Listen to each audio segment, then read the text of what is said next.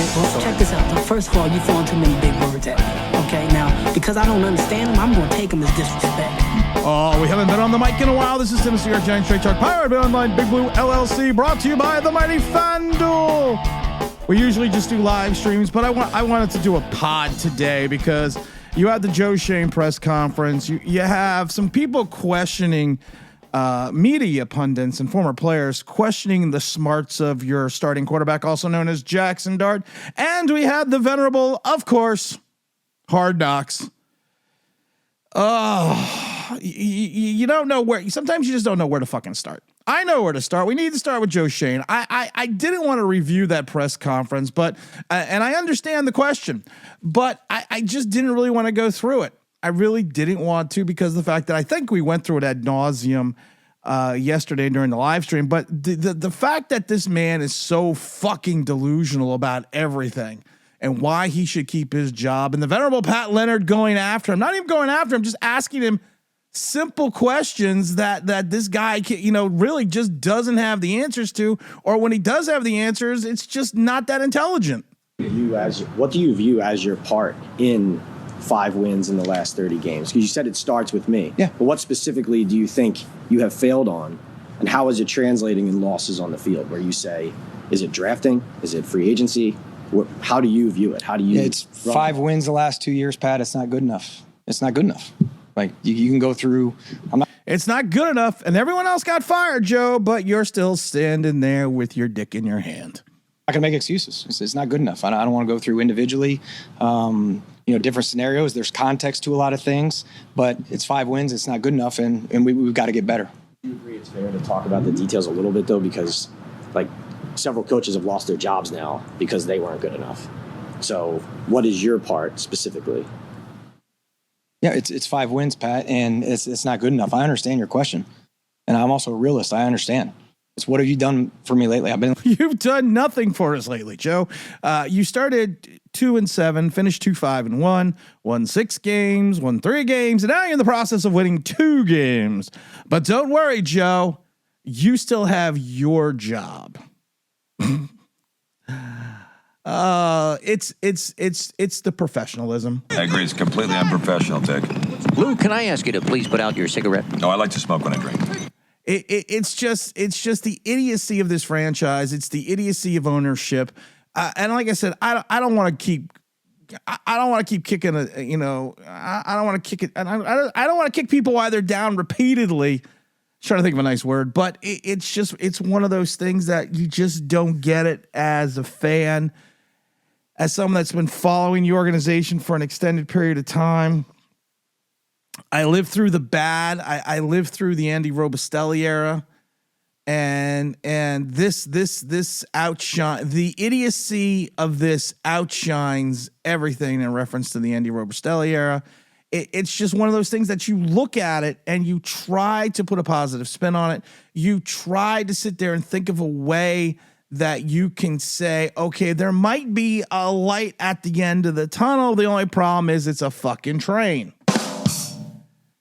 But don't worry, Joe's got a plan. Joe is already interviewing people, getting candidates ready to interview for this wonderful position known as the New York Football Giants. And I love it because he always talks about the fact that, we're getting ready to interview some people, and we got a lot of candidates that we're going to go after if we can't figure this shit out. We got a lot of candidates that are going to work with me, also known as the Schoen-a-not.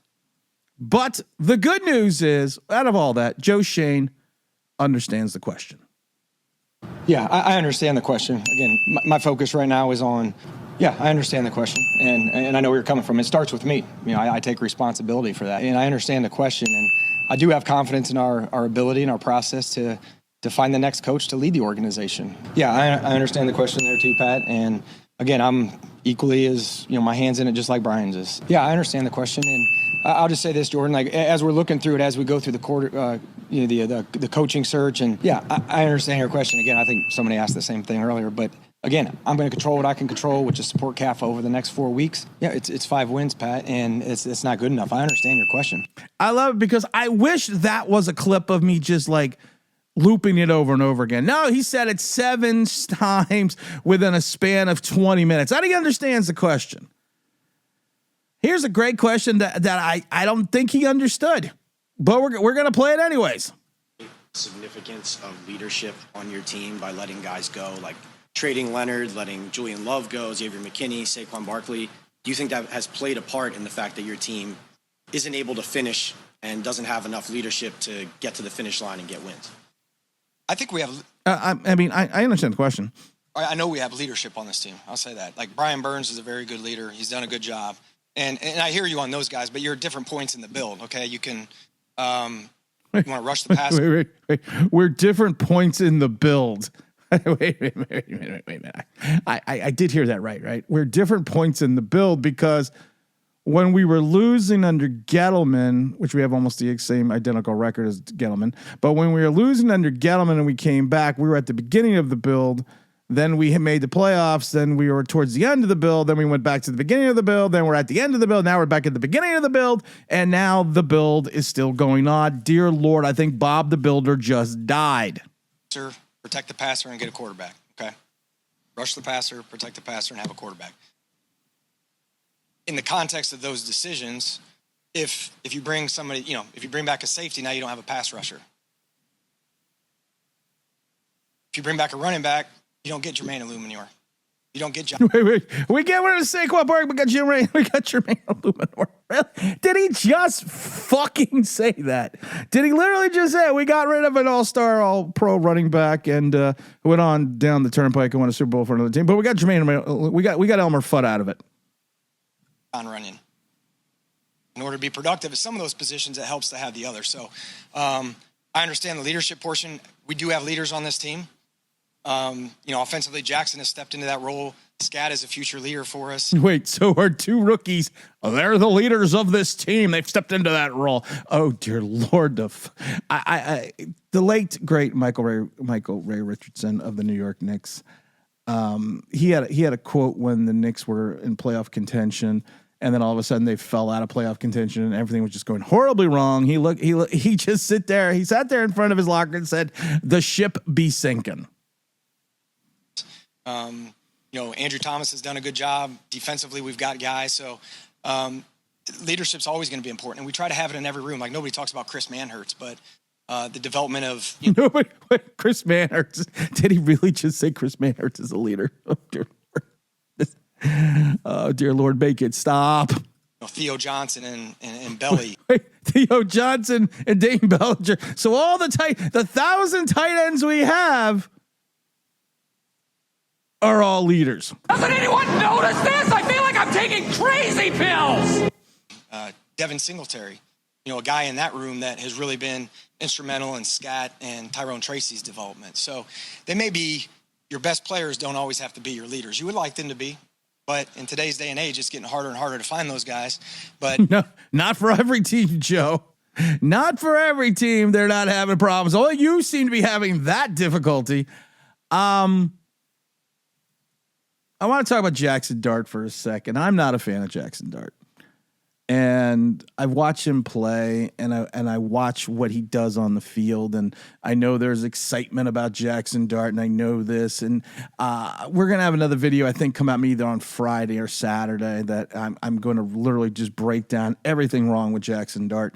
And I'm not doing it from a mean perspective. I'm doing it from a perspective of the same thing I did with Daniel Jones the day after his rookie season ended. But there are so many issues with Jaxson Dart that are being severely overlooked that I don't know where to start. And I'll give you an example that he is extremely accurate from -2 yards behind the line of scrimmage to 6 yards off the line of scrimmage, which is where the majority of his throws go.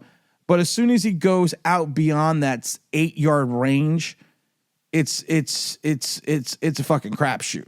And we're gonna literally break that down its totality, I think, in the next couple days. So and we're gonna talk about Lane Kiffin, and we're gonna talk about the offense. But one of the biggest issues that Jaxson Dart has is the fact that he plays dumb. He really does. He doesn't understand, and I've said this before, and we're gonna play a whole 2-minute clip about this, that you getting an extra yard on 2nd and 7 in the first quarter is not going to benefit your team. you getting yourself lit up to get an extra yard or to not slide in the first quarter is not going to help your team whatsoever. No one's questioning his toughness, but when you play reckless, dumb football, that's when you lose games. And a lot of players, former players, and a lot of pundits are coming out and talking about the exact same thing. All right, so Willie, how does that hit your ear? Well, it felt like he took that question as an attack, and I get it. If you take away his confidence and his swagger, he felt like you're taking away his superpower. But if I was an offensive lineman on his line, I would tell him, this is a we game, not a me game. These gentlemen talking about Jaxson Dart. You know, we have better chances of winning games when you're on the field. If you play dumb, reckless football, then we lose. This isn't about you and what you want to do. This is how you can develop, mature, and stay on the field. You just came off a damn concussion, for Christ's sakes. And on top of that, when you look at, you know, if I was to give him a compass on some type of tape, I would say, hey, man, look at Josh Allen in his first 2 years. He was you. He was reckless all over the place. You know Josh Allen now? He's same quarterback. Josh Allen could also throw the ball a country mile. Different dog, different play style, but reliable, and he delivers. And so you can change your game but still be you at the end of the day, and that's what he has to realize. So hopefully he gets it.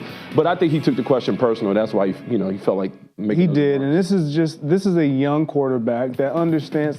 He's typically been the best athlete on a lot of the fields that he's played on. That is no longer the case. And he felt that last night. We've talked about that a bunch of times, that a lot of these guys were the best athletes in college. And problem was they were going up against Northern Mississippi State, where some of those guys, a majority of those guys that you were playing against and that you were extremely better than are selling insurance over at Allstate. It's no longer the case. And it's exactly what you said, Willie. Like, he has to understand, in order for this organization to take the next step, he has to be a part of why we take the next step. And it can't be him watching from the sideline because of taking hits where he could have just stepped out of bounds a yard or two sooner. So he'll get there. It's a $5 billion franchise, and you're the quarterback. You matter too much. You said off air when, on the interception that Stafford threw and he's trying to make the tackle, it's like, hey, buddy, what are you doing? Yeah. Run to the sideline. Get out the way. You should, it's hit avoidance, right? This isn't 4th and goal to win the Super Bowl. Right, correct. You know what I mean? Time and place. I've seen so many basketball players all I was able to do is I was always able to drive to the rim. Well, yeah, because you were the best athlete and it was high school. Correct. Now you're playing 7-footers who can leap. You got to develop a jump shot. Like, this is the NFL, man. Like, that's just a ridiculous comment, and he will not survive seasons if he keeps playing like Guarantee that. the next time he gets that opportunity, he's going to run out of bounds. Oh, yeah, no guarantee. Oh, I don't guarantee the opportunity he's going to run out of bounds. I don't guarantee that opportunity at all. I still think Jaxson Dart is a moron.